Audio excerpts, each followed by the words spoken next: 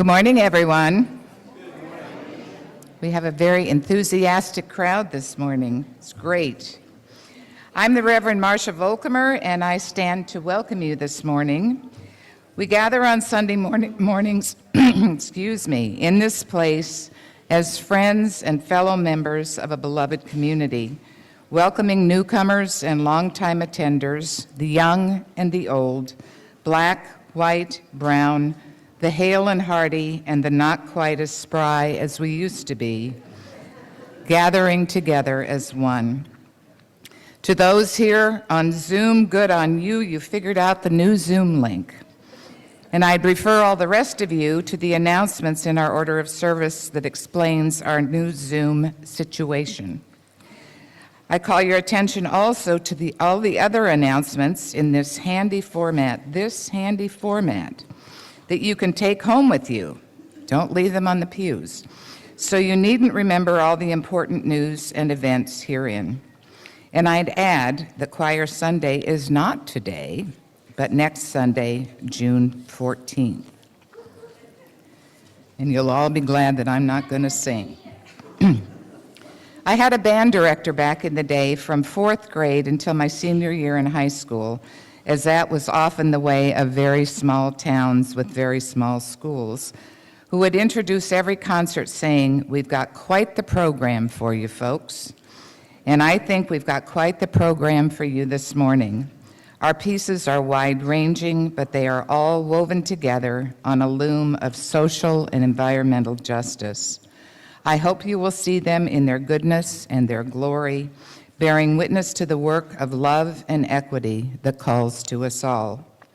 Find your stillness and your peace as Ian welcomes us with music.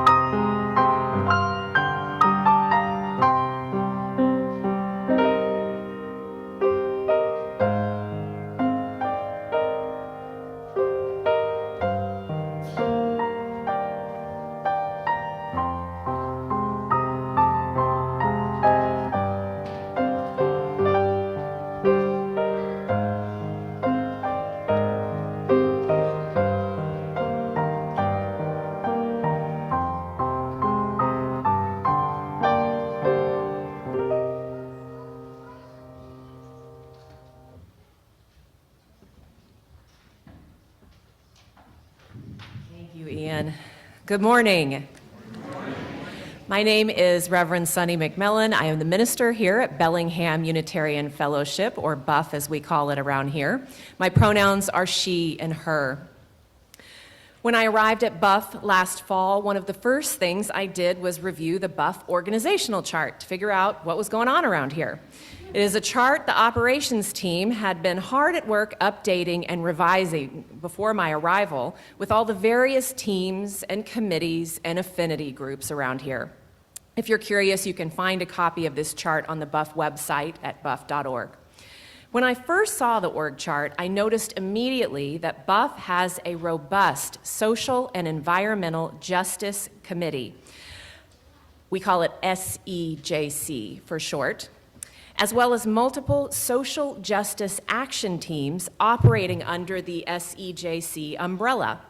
You have an insert in your order of service that lists these various action teams, as well as how to reach the heads of each action team if, after the service today, you are interested in joining their work. But here's what else I noticed pretty quickly. Seeing these action teams listed on an org chart is impressive, but it does not even begin to convey the actual social justice work, the human stories, the relational connections, the meaningful experiences happening every day, both within our congregation as well as the wider community beyond Buff. So, for example, it took my being here early on Wednesday mornings to meet some of the guests who show up each week seeking financial assistance through our Humanitas Alms program. It took being behind the scenes with SEJC leader Kara Black to fully understand how diligently they work to select the organizations who will be the recipient featured each month through the SEJC collections, like today's collection for Blue Skies for Children. And speaking of collections and fundraising, you may recall the Clyde Ford book event that took place here back in April. SEJC Vice Chair Rupert Ayton recently shared with me that that event raised $1,265 from attendees and SEJC, which was then distributed between a UU Ice Out Solidarity Program, the Washington Immigrant Solidarity Network, and Immigration Resources Immediate Support, or IRIS. There is just so much good work being done around here. Returning to the social justice action teams, from the org chart, I knew we had a refugee action team that was helping a few Syrian families restart their lives here in Bellingham. And I had met two of them, Hala and Fatima, who you will likely recognize from their work on Sunday mornings as stewards here at Buff. But it took attending a birthday party / rock painting party at Kara's house to meet the full family, to sit down with them, and aided by the handy-dandy Google Translate app on my phone, have a meaningful conversation about their experience of leaving Syria and landing in a strange new place. It took meeting Masa. We'll see. I'm looking at Jim. This little ray of light, who was born after the families arrived in the U.S. It took meeting Masa and her mom and her dad and the rest of the family members to fully understand the impact of the tangible social justice work being done here at Buff. And that was the impetus for today's service, for the congregation to get a glimpse of the faces, the personal stories of the Buffsters doing social justice work and the people who have been impacted by it. Unitarian Universalism has long been on the leading edge of social justice. We count among our ancestors some of the earliest proponents of women's rights, abolition, pacifism, and environmentalism.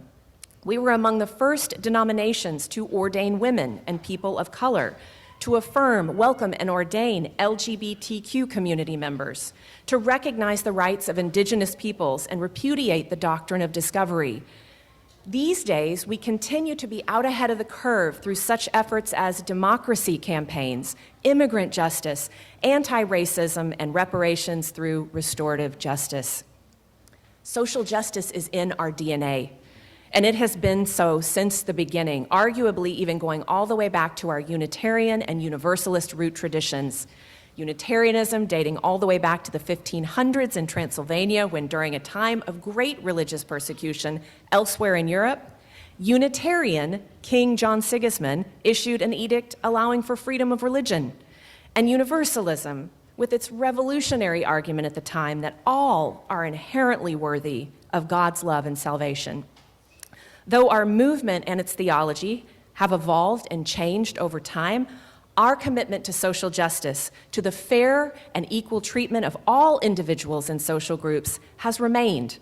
One of our most famous ministers and theologians, James Luther Adams, spoke to the centrality of social justice to our religious movement in 1975 in an address where he said, "Right attitudes are never sufficient alone. They must find embodiment in social institutions. Indeed, one must say that one does not even understand the meaning of right attitudes or even of a theology until one recognizes their implications for social organization. In other words, our theology means little if we are not living it to give it, working to transform the world to reflect our shared values. And today, as we well know, Unitarian Universalism affirms 6 shared values: justice, equity, transformation, pluralism, interdependence, and generosity, all with love at the center. And you can see this depiction up on the screen as a flower with 6 petals and love in the middle. With 6 different values, all joined by love, there are so many ways to live into our faith tradition. Earlier this week, I was talking with Buff's treasurer, Patricia Conover, who I know is here, I saw her earlier, about how this manifests specifically at Buff. And she used the metaphor of a tree with many branches, each representing a different way folks live into their faith and spiritual practice, and yet all are rooted in love. There is a branch for those nourished by and expressing through music and choir, a branch for those who show up on Sunday for services or Teze worship services, a branch for those in affinity groups like chalice circles and meditation gatherings, and a branch for the kiddos and religious education, and so on. And of course, a branch for social justice. With roots in love, the fruit of our faith tree is abundant. The manifestation of our spiritual practice diverse. However we show up is valuable, and there are so many ways to live into our shared values. Side with Love is the organizing strategy team of the Unitarian Universalist Association, or UUA for short. And throughout this service, you will see their logo on the screen. We had it up there earlier. It says Side with Love. They describe themselves as a network of organizers, leaders, congregations, and justice partners faithfully working to transform our world. And for those, when you're feeling helpless or you don't know what to do next in terms of your activism, I encourage you to check out their monthly calls, their resources, and their organizing toolkits. You can find out more at sidewithlove.org. In their words, organizing is not just a strategy, it is a spiritual practice, rooted in love, animated by faith, and sustained by our commitment to one another and to the world we're building together. And that's what today's service is all about, social justice as a form of spiritual practice. You will hear from several Buffsters about their justice work and how it is a part of their expression, the manifestation of our faith tradition. Kara Black works with the Refugee Action Team. Wendy Howard is part of the Buff Singing Resistance. Pam Hayer is the chair of Uplift, our LGBTQ+ rights team. Henry Ohana is part of Humanitas, our alms program. And you'll also hear about and from some of the individuals who have been impacted by Buff's social justice work. And now, as Marcia lights our chalice today, I would like to use as our chalice lighting words the Buff Covenant, printed in your order of service. As we speak these words in unison, I invite you to read them through the lens of social justice, of justice work being the service that brings love to life. Let's read together now. Love is the spirit of this fellowship, and service gives it life. Celebrating our diversity and joined by a quest for truth, we work for peace and honor all creation. This is our covenant. And Liz, who was going to be reading our Time for All Ages book today, has unfortunately had a family emergency, and she's going to be taking off to Seattle pretty quick here. So I will be reading this for the first time now.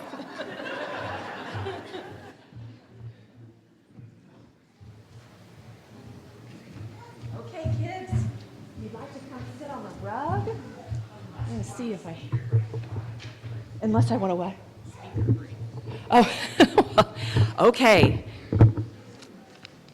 Be a Maker by Katie Howes and illustrated by Elizabeth Vukovic. Ask yourself this question in the morning when you wake. In a world of possibilities, today, what will you make? Make a tower. Make it tall. Make it balance, wobble, fall. Make a mess, or make instead a universe inside your head. You ever do that? No. Okay. Make a rhythm, drum and pound. Ears make out another sound. Make a telescope from toys. See what's making all that noise. Make a blueprint. Make some more. Cover desk and wall and floor. I bet you do that sometimes. Huh? Make your way to play outside. Make a spaceship. Take a ride. On the way, you make a friend. Oh, make a map to Journey's End. On the way, you make a friend. Make a snack and make a spare. Make enough for both to share.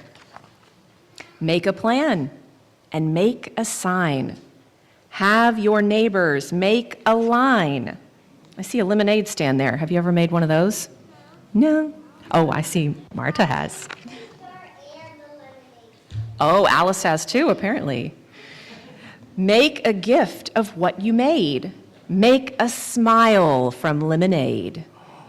Make a pledge to help some more. Make a floor, a wall, a door. Make a difference. Shine a light. Make your town a team tonight. Ask yourself this question as the sun begins to fade. In a day of making choices, are you proud of what you've made? The end. And now I invite you to sing with me as we sing our children out to their classes.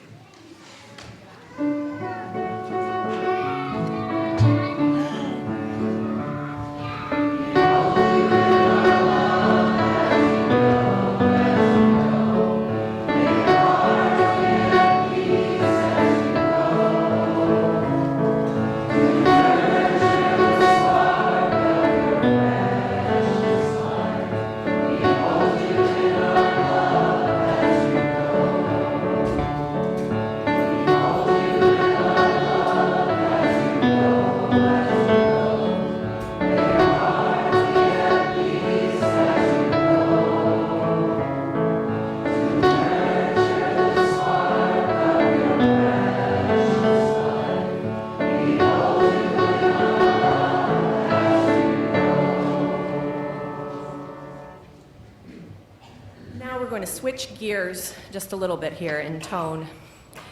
For more than 20 years, the Welcoming Congregation program has helped Unitarian Universalist congregations become more welcoming and inclusive of people of all sexual orientations and gender identities. Buff is proud to be a welcoming congregation, but this designation is more than just a platitude. In our tradition, it involves some very specific requirements, including measurable achievements in the areas of education, congregational life, and community outreach, as well as a congregational vote to become a welcoming congregation. I am now proud to welcome to the pulpit Pam Hayer, the current chair of Uplift, our LGBTQ+ rights group. Pam, along with the members of Uplift, are the folks making sure we live into the measurable achievements of the Welcoming Congregation program, which include the acknowledgement of important LGBTQ+ days of observance, such as today's Pulse Night of Remembrance. And this is a warning. If you want to step outside for a moment, there will be discussion of what happened during the Pulse Night. And Pam will speak more to that now.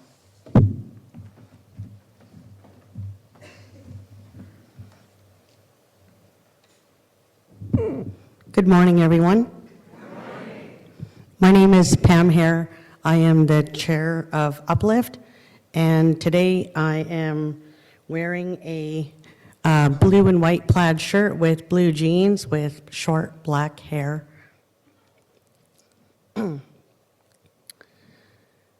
During Pride Month, we remember the victims of the tragic shooting at the Pulse nightclub, and we honor every memory on the 10th anniversary of this devastating event. On June 12, 2016, a horrific act of violence occurred at the Pulse nightclub in Orlando, Florida. During the venue's popular Latin night celebration, 49 innocent people lost their lives and 58 others were wounded. Pulse was a place where members of the LGBT+Q community and their allies could gather, celebrate, express themselves freely without the fear of judgment. The impact of this tragedy extended far beyond the United States. People from around the world mourned alongside the victims' families, friends, and the Orlando community. World leaders offered their condolences, and candlelight vigils were held across the globe from Vancouver, British Columbia to Sydney, Australia, as communities united in grief, solidarity, and remembrance. Today, we continue to honor the lives of the lost and resilience of those affected. The legacy of the Pulse serves as a reminder of the importance of compassion, inclusion, and standing against hatred in all of its forms. In 2026, the City of Orlando completed the purchase of the Pulse nightclub property, along with the plans to transform the site into a permanent memorial, ensuring that the victims of this tragedy will never be forgotten. I would like to give a 30-second moment of silence to remember those that we have lost. Thank you.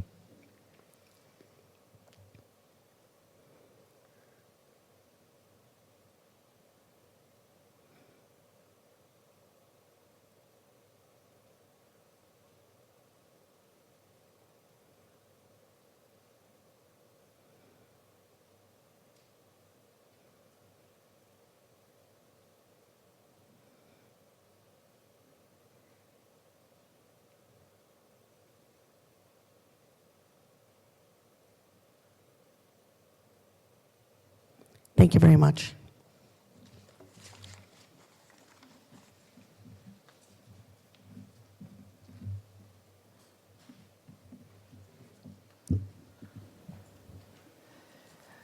It's a little bit difficult to emotionally move from our grief, our anger, our abject frustration to something incredibly hopeful. But in a way, I think it's a perfect metaphor for the lives that we're living. And so, on the side of hopeful and not setting aside those feelings of anger and grief necessarily, I would like to invite Amy Brown to come forward. Amy is going to share with us the work of Blue Skies for Children.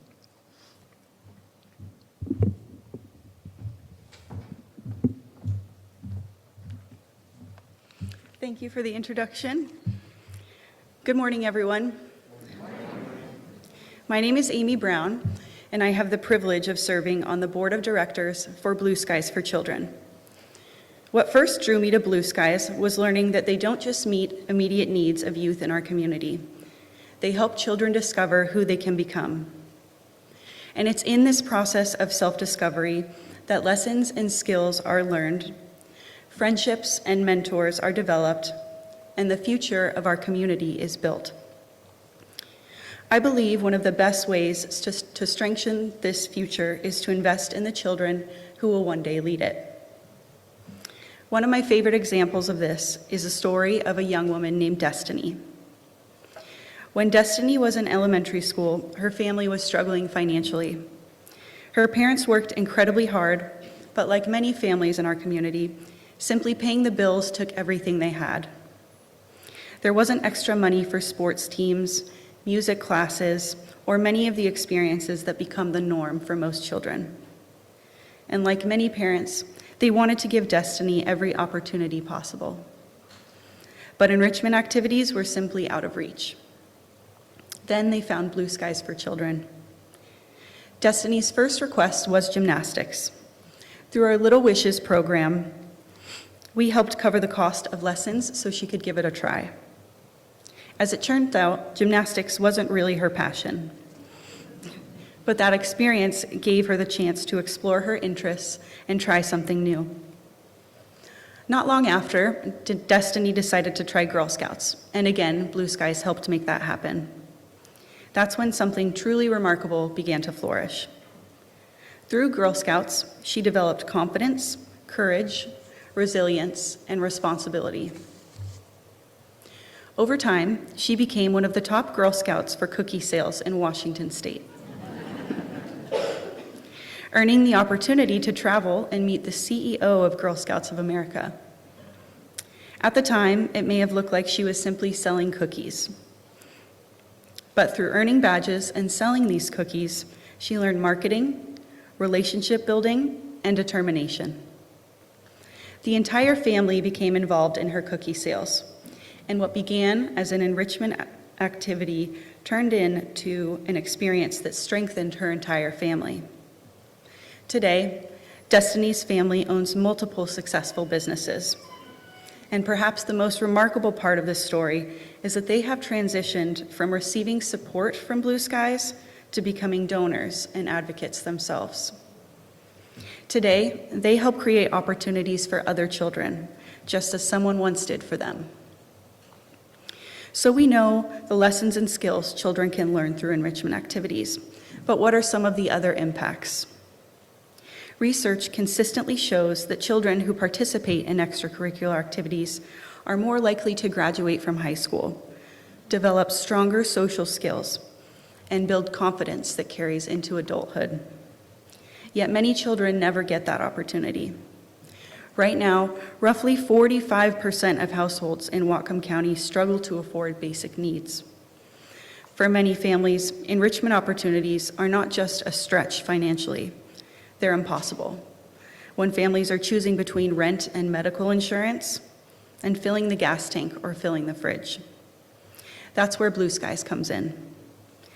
We partner with local schools and community organizations throughout Whatcom and Skagit counties to help low-income, homeless, and foster children access opportunities every child deserves. That could be joining a sports team, taking music lessons, art programs, summer camps, and driver's ed. For some children, it's the first time they discover they're talented at something. For others, it's the first place they feel they truly belong.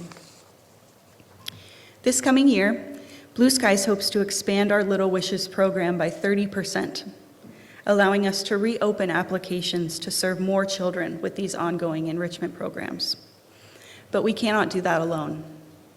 Every opportunity we provide exists because someone chooses to invest in a child's future. A gift of $100 provides 1 month of enrichment activities for a child. A gift of $1,000 provides an entire year of lessons, mentorship, confidence building, and opportunity.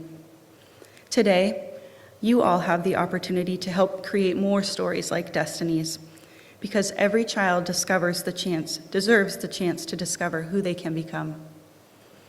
On behalf of everyone at Blue Skies, thank you for welcoming us into your congregation this morning. Whether through your prayers, your generosity, or simply sharing our story with others, you become part of creating brighter futures for children. Thank you for helping us build a community where children are not only cared for, but also given the chance to discover their potential. Thank you.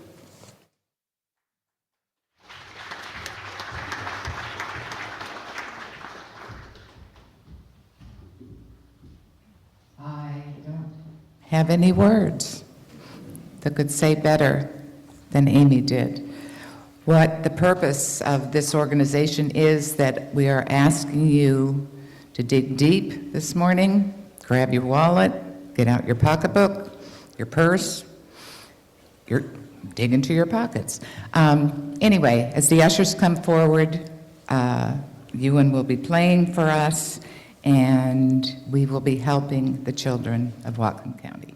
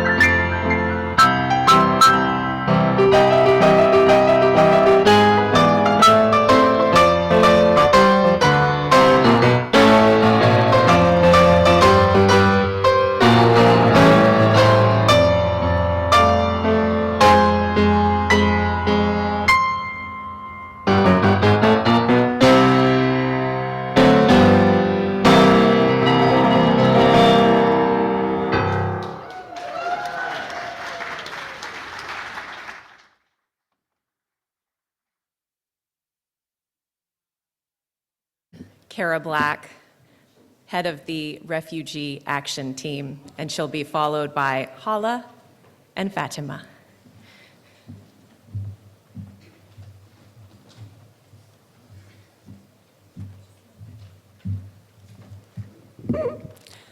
Good morning. I'm Kara Black, one of the lucky team members who has been working to support Arabic-speaking refugee families at Buff. What a life-giving gift it has been for my own family to know these families. I have learned so much about generosity, about enjoying humor without sharing a language, about the incredible love of a parent for their child, about cooperative family community in difficult circumstances. My own family has expanded greatly by knowing them. I have new children and grandchildren. I have new beloveds. All of this while still not being able to have a real conversation in English. Sometimes it feels like magic, all the ways communication happens and love is expressed. The teams at Buff actively support this team at Buff actively supports 4 families with 4 to 5 children each, and we occasionally support a few other families. Supporting these families is definitely work, lots of work. The time it takes has transformed my life and priorities. For example, you don't see me in person at church very often, and my adventure life is less free and spontaneous, and no movies and shows, and I don't see my other friends as often. Some of the work is tedious and frustrating, mainly dealing with far too complex bureaucracies and systems that these families are bewildered by and still can't really wrap their heads around, even with translation help. A simple call to make an appointment, which sometimes parents have enough English to do, stymies them with a set of long menus of button choices with technical words, making it too hard to actually figure out how to speak with someone. Perhaps we can all relate to that. So even with their improving English and understanding of how things work here, there's still a lot of support needed to approach a basic, decent life. And serious issues arise: health crises, lost jobs, poor financial decisions, threatened eviction for some simple misunderstanding of English, the looming worry that all refugee adults will lose their health insurance on October 1st due to federal cuts, and the ever-present threat of immigration problems and perhaps even detention, which creates a background of perpetual anxiety.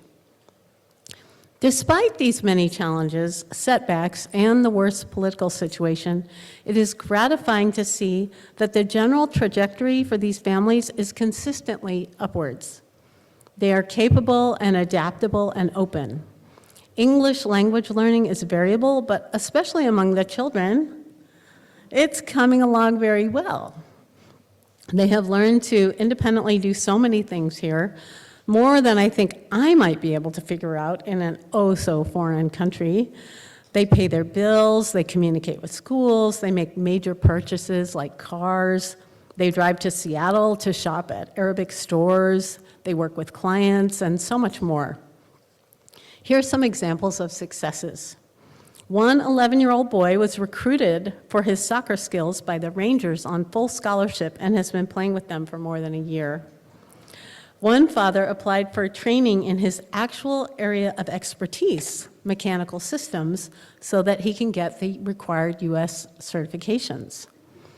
One mother learned to drive and got her license, not typical for women in her home country. One young man with significant disabilities from being trapped by an earthquake has learned enough English to complete his own paperwork. 2 of the young teen girls got jobs as our stewards every Sunday, working with much more independence in mixed male-female company than would be usual in their culture. And the first American citizen amongst the families was born. You saw the picture earlier of Masa. And of course, Buff's generosity through contributions and donations, like cars, which have offered tremendous practical, social, and economic independence, have been a significant reason for the many successes the families have experienced. They have expressed their gratitude for this support over and over, and I pass it on to all of you.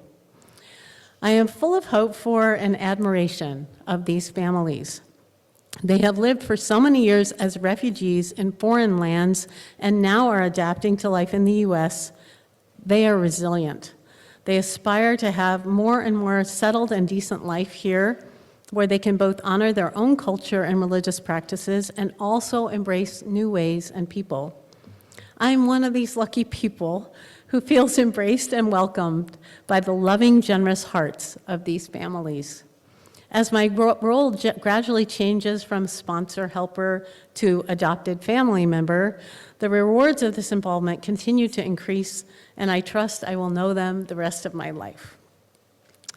Now I'm happy to introduce Fatima and Hala, though you probably already recognize them. They are cousins from two different families that we sponsor. They're going to speak with you about their own experiences. And we're going to do this portion as more of a question and answer. Originally, Hala bravely agreed to speak with her brother Medyan, who unfortunately has had a dental emergency. And Fatima agreed to bravely speak as well today. Hi, good morning. My name is Hala. Thank you, Hala. Yeah. Okay, so tell us a little bit about your experience of moving to the United States. Oh, I was really excited to move here to study more and to learn English. It was a little hard for us because the language is different, but it's fun. Yes, and you have been learning English really well. Yeah. And Medyan's English is great Yeah. too. Yeah, as is Fatima's. So what has been difficult for you? The school and the language. The school time is so long for us. Yeah, you Yeah, said the you were used to it being shorter before. Yeah. In Jordan, it was like just 4 hours. Oh, just 4 hours of Yeah. school a day. Yeah. Yes, this is a little different. Yeah. Yeah. What have you enjoyed? To meet the beautiful people, the team, the Kara. Yeah. What has it been like to work with Kara?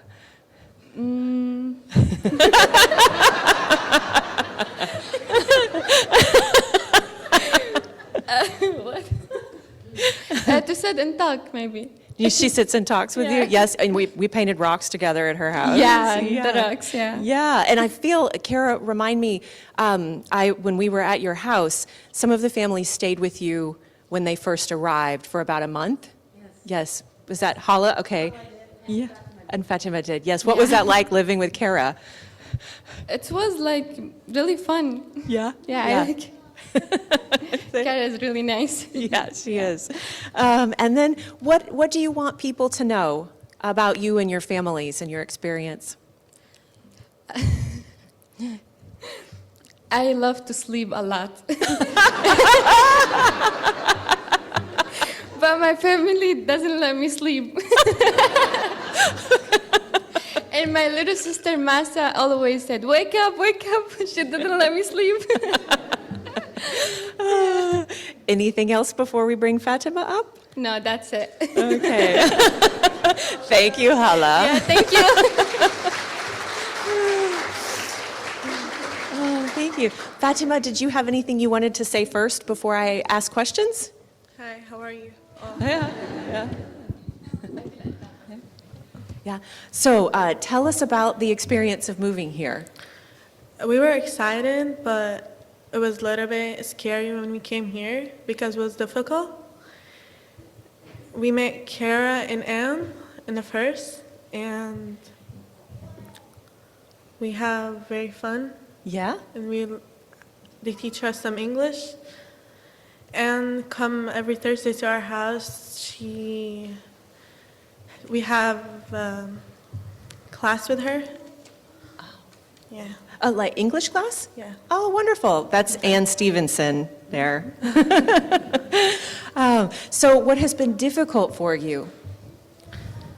School. Yeah. The school time was right here. It was like so long. Where we use it's short. Yeah. It's 4 hours. Yeah. Does it get boring sometimes? Yeah. Yeah. Well, what have you enjoyed? We enjoyed the love from the group. Yeah. They're so nice, and they, Yeah. Yeah. They help. Okay. And then tell us about your relationship with Kara and what that's been like. it was very fun. She took us to Seattle. Oh, yeah. We have soccer. We watched soccer game, and Was that an MLS game? You went to go see the Seattle Sounders? Is that right? Yeah. Yeah, okay. Yeah, fancy. Okay, and then what do you most want people around here to know about you and your families and your experience? we love to stay together all. Yeah?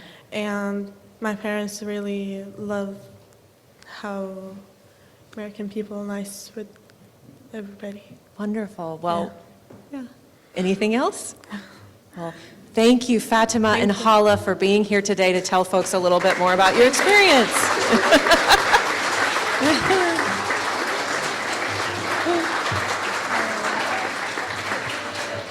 And now I invite forward the Buff Singing Resistance, led by Wendy Howard.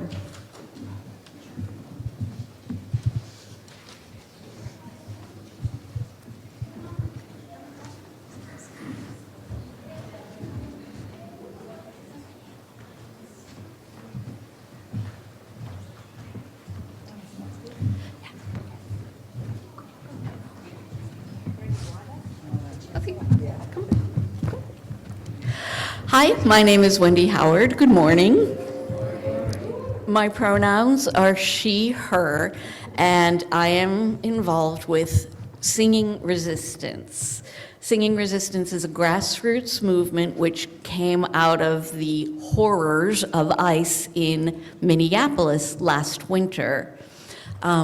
People all over the United States get together in small groups, and we learn the same songs so that we can come together. There are 3 singing resistance groups in Bellingham.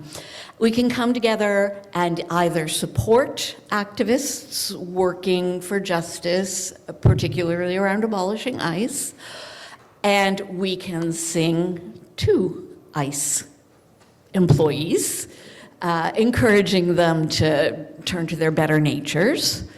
And we also have a lot of fun doing it.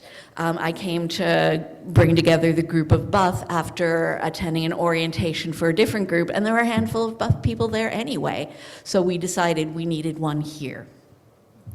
It's a participatory movement, so I'm going to teach you a song, line by line, and then we can all sing it together. The words are in your program. Oh, look, the words are up above on the screen. So it starts out, no one is getting left behind this time. Now you sing it. No one is getting left behind this time. No one is getting left behind.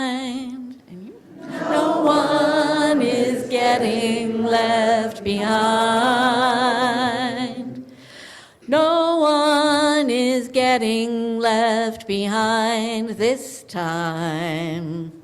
No one is getting left behind this time. We get there together or never get there at all. We get there together or never get there at all. We get there together, never get there at all. We get there together, never get there at all. We get there together or never get there at all. We get there together or never get there at all. And I reversed the last line, so let's do, we get there together, never get there at all. We get there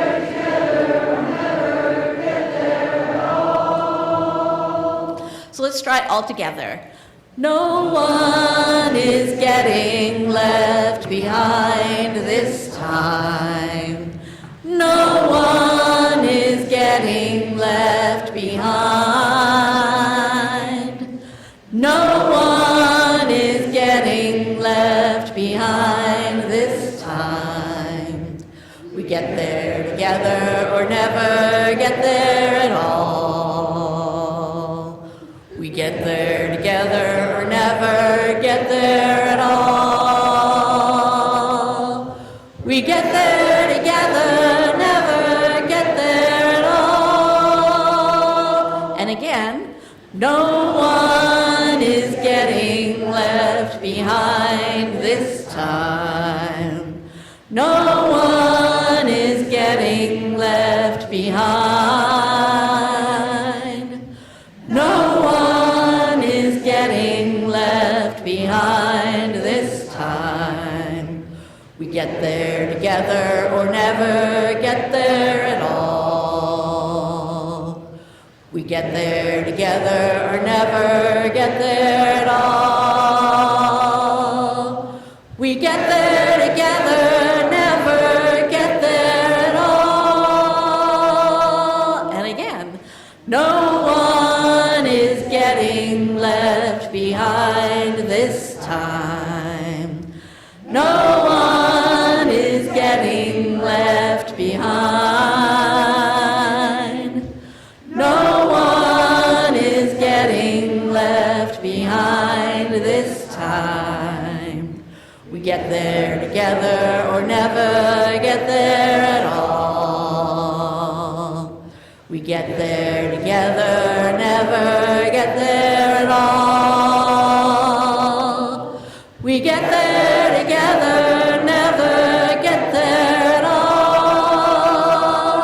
One last time. No one is getting left behind this time. Would you like to stand? No one is getting left behind.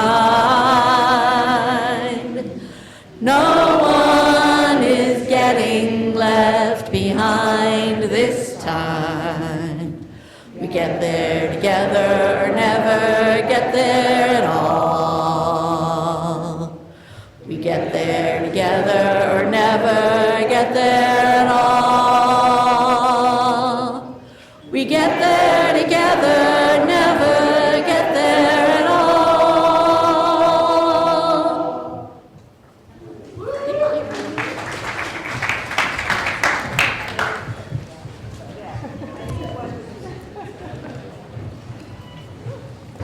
And now, Henry Ohana for Humanitas.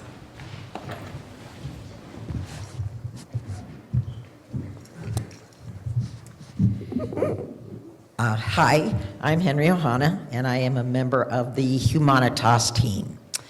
And Humanitas is Buff's alms program. The word alms comes from the Greek root meaning compassion, and Merriam-Webster defines it as giving something for nothing, such as food or money, to help out individuals experiencing poverty. Each Wednesday, a team of Buffsters gathers in the sanctuary and meets with people who are in need of assistance. The needs vary. It may be food, gas for their car, which sometimes they're living in, work boots to start a job, paying a water bill, getting a bus pass, or any number of other things. We provide support through a system of vouchers and pledges, not cash. And in addition to monetary assistance, we practice radical listening. And this is almost as important as the financial help, actually. These folks have often been maligned, discounted, mistreated, and not listened to. And so just being treated as a whole human being with dignity is sometimes not afforded to them, and so we're happy to be those people. And actually, I'd like to just take a moment and ask everybody who is in Humanitas or has ever been a part of Humanitas to stand up. Yep. Take a look around. This is the work of our community. Bravo.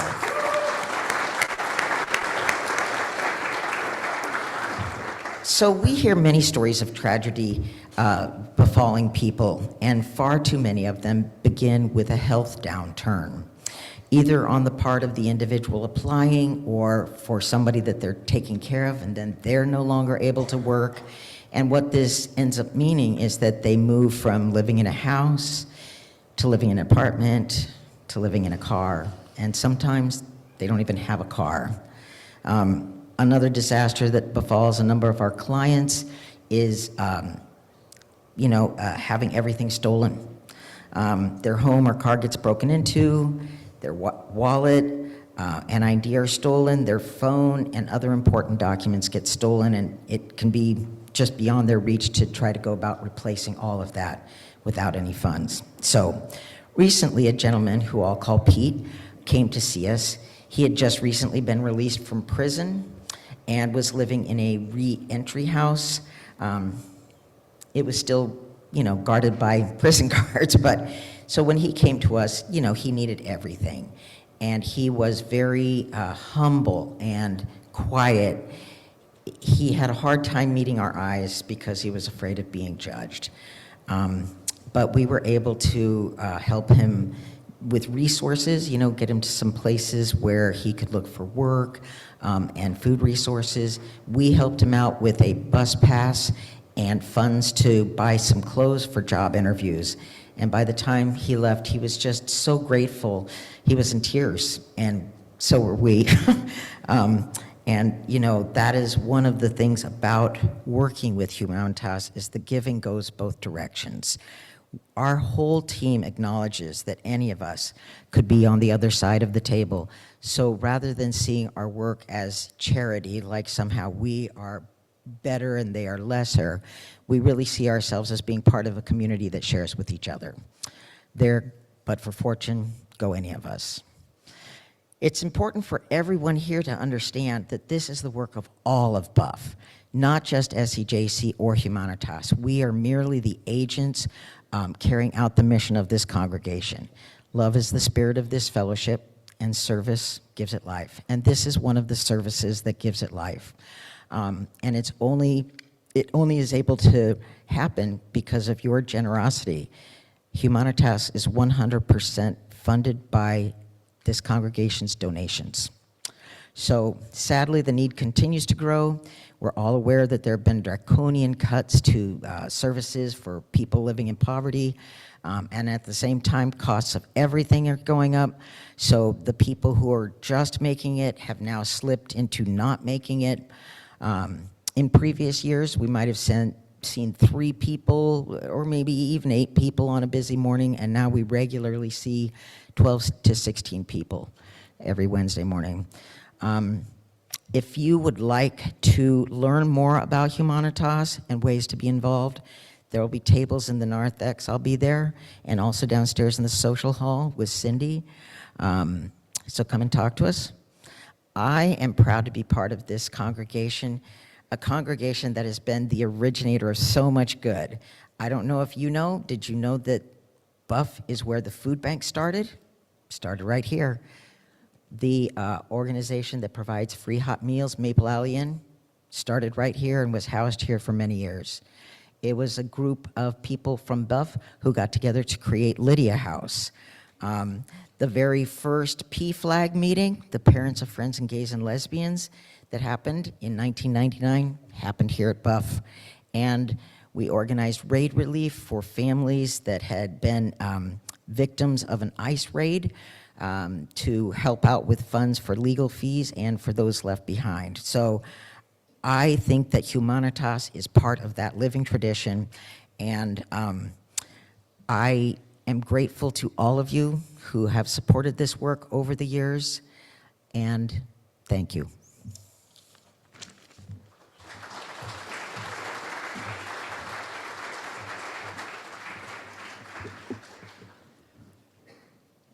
Once again, I am Marcia Volkemer, and I wear another hat. My name is the contact for those interested in learning more about Humanitas, as well as the tables that you will see. I had really, really, really hoped to introduce you this morning to a new friend of Humanitas and let her tell you her story. However, her work schedule prevented her from being here because she works very late into the night and has to sleep sometime. So I will share our friend Michelle with you and how she came to be a blessing to us. And in all honesty, I can brag on her a bit because she's very, very modest.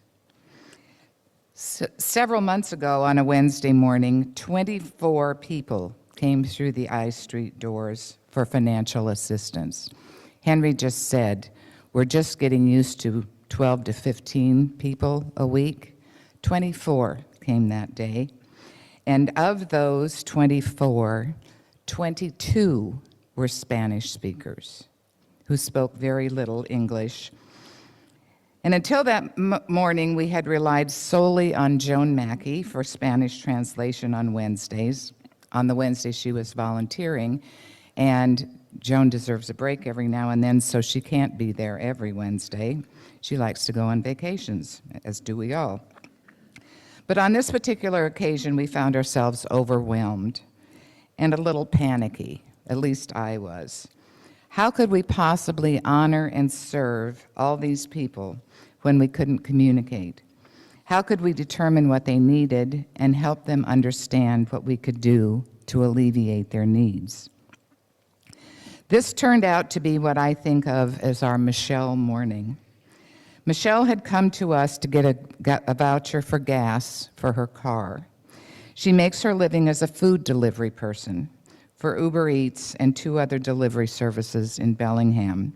Her car is essential, and her finances were slim. As she was leaving, she stuck her head around the corner and softly asked me, "Could you use some help?" You see, Michelle was born in Cuba, grew up in Miami, and English is her second language. At my response, "Yes, please," she immediately started greeting folks waiting their turn, explaining to them our process, learning from them what they needed and how we might provide help, and translating for us all the while. And she offered to come back the next week and help again. And she has been coming ever since. Michelle uses her knowledge of social services in Bellingham and the commercial services. She knows the best place to get a mattress or new tires. And she's provided us with a lot of insights we might have missed. She translates on the phone when bills are being paid or guests need help collecting with non-Spanish speakers in the community. I think I really wanted you to know about Michelle, not just because she's such an amazing and selfless person, but because she's an example of not only our outreach into the community, but the fact that sometimes the community reaches back. She is also an amazing example to all of us who volunteer with Humanitas or volunteer anywhere of what true humility and grace look like. We have heard much this morning about the work for social and environmental justice being done in and by our church community. From being a maker to honoring the lives lost in the Pulse nightclub shooting, from doing the hard work of refugee resettlement to financial outreach to our neighbors and the work of Blue Skies for Children, woven together with music, reminded that we get there together and are answering the call of love, all are part of weaving of the tapestry of our lives of service as we work for peace and honor all creation. I would leave you with a few thoughts from a novel I just listened to, a story about 3 unlikely people brought together in the horror that was London in the Second World War. I think it speaks well to our lives today. From the novelist David Baldacci, war is a great equalizer of the lives it impacts. It does not care about wealth, power, or position. It does not care about family ties. A war's goal is only to destroy people and all that they have. People from all sorts of different backgrounds can form the unlikeliest and most unbreakable bonds of faith and friendship when circumstances have carved the human element out of humanity. And of course, the ultimate goal is to claw that human part back into one's life. We are sometimes at our best during the worst of times, when the choices we make, the friendships we form, and the sacrifices we undergo matter more than ever. And although humans have gotten awfully good at inflicting terrible damage on one another, the reaction to such deplorable circumstances is often seen in small but important examples of the best that humanity can inspire. It is a lesson to us all that no matter how dire times may be, we need not go through them alone. There is courage, strength, and empathy when we stand not simply by ourselves, but hand in hand with others we have come to trust. Because no matter how destructive the world around us may be, it is helpless before the one crowning attribute of humanity, the power of love.